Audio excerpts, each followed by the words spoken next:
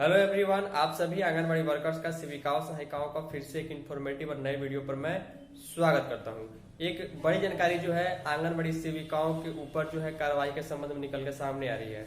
आप सभी को मालूम है कि सिर्फ और सिर्फ बच्चों को पढ़ा लेना, बच्चों को पोषाहार खिला देना, THR का वितरण कर देना और अटेंडेंस बना देना, पोषण ट्रैकर ऐप में काम कर देना ही सेविकाओं का काम नहीं होता। काफी बड़ी जिम्मेवारी जो है वो ऑफिशियल जो भी डॉक्यूमेंट्स होते हैं उसको अपडेट करने के संबंध में होती है। जी मैं बात कर रहा हूँ आंगनबाड़ी केंद्रों पर जो चीजें खरीदारी होती है उसके संबंध में क्रय पंजी के रिलेटेड 100 सेविकाओं के ऊपर कार्रवाई करने के संबंध में बिहार के पश्चिमी चंपारण जिले के एक परियोजना की CDPO ने कार्रवाई की प्रक्रिया शुरू की है, क्योंकि सेविकाओं ने क्रय पंजी जमा नहीं की थी। क्रय पंजी जमा होने का मतलब होता है कि उसका वेरिफिकेशन होता है, आपने कहां से किस रेट में कितना सामान खरीदा किया है और उसका क्या भुगतान हुआ या नहीं हुआ। इसके बारे में डिटेल में जानकारी चलिए हम आगे आपको दिखाते हैं। वीडियो पसंद आएगी तो वीडियो को लाइक कर दीजिएगा।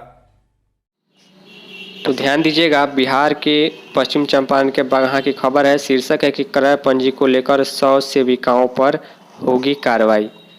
जी हां, आप सभी को मालूम है कि सेविकाओं को जो है सिर्फ और सिर्फ बच्चों को बुला करके पढ़ा देना, उनको खाना खिला देना, पोषण ट्रैकर ऐप में काम करना ही जरूरी नहीं होता है। क्रय पंजी यानी कि ऑफिशियल जो डॉक्यूमेंट्स होता है, जो कागज पत्र जिसको कहते हैं, वो सही रहना चाहिए। इसके संबंध में जो है यहाँ पर क्रय पंजी की बात की जा रही है। देखिए, यहाँ पर लिखा गया है कि बाल विकास परियोजना बगहा 2 में पोषाहार के अग्रिम भुगतान के बाद भी क्रय पंजी जमा न करने पर लगभग 100 आंगनबाड़ी सेविकाओं पर कार्रवाई की जाएगी। बगहा 2 CDPO सावित्री दास ने एक पत्र जारी करते हुए सेविकाओं को पंजी जमा करने का निर्देश दिया है। मैं आपको बता दूं, क्रय पंजी का मतलब होगा कि आपने जो है किस दुकान से, किस दुकानदार से कितना रेट में कौन सा सामान कितना कब खरीदा, उसका हिसाब आपको विभाग को, सरकार को देना होता है। इसका भौतिक सत्यापन जो है वो अधिकारी पदाधिकारी करते हैं कि वास्तव में खरीदारी की गई है या नहीं की गई है।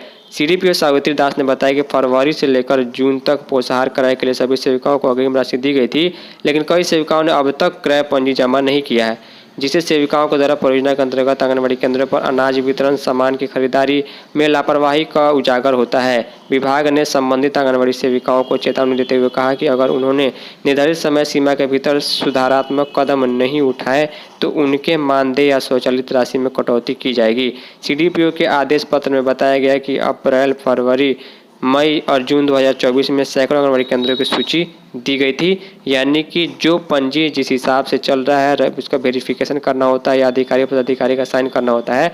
जब क्रय पंजी के नीचे आप लोग देखेंगे तो वहाँ पर अध्यक्ष सदस्य के अलावा जो है पदाधिकारी और LS के सिग्नेचर का भी सत्यापन करने के लिए जगह होता है, तो आपको समय से जमा करना जरूरी होता है। उम्मीद करूंगा कि आप लोग अन्य जगहों पर समय से जमा कर रहे होंगे ताकि कभी कोई दिक्कत नहीं आएगी।